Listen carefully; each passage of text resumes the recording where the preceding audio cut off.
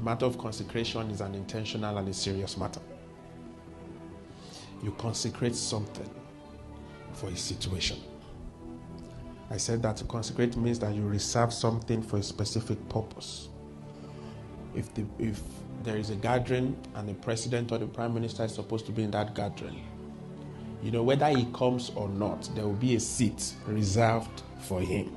Have you seen a scenario before where people now say, oh, the king is coming, all of you shift, create space?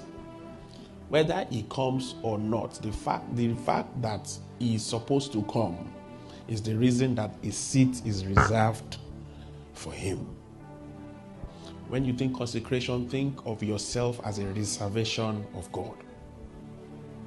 That God has reserved you for a reason, for a purpose, for a plan, for a counsel. You are God's own reservation. That is what consecration means. And the reason you always consecrate something is because there is a specific need. God has a need. And that need always involves the execution of God's eternal purpose. And as far as it concerns mankind, God will always need a man. Ezekiel 22 verses 30 and 31. God always needs a man.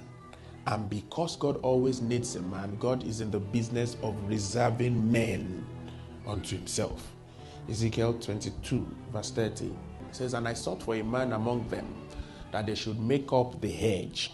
Now the scripture says, he who breaks the hedge, the serpent will bite. So he's saying that I sought for a man that they should make up the hedge, the barrier, the stop, the fence. It says, and stand in the gap before me for the land. So God is always looking for men between himself and the land, men between himself and other people, men between himself and generations, men between himself and territories.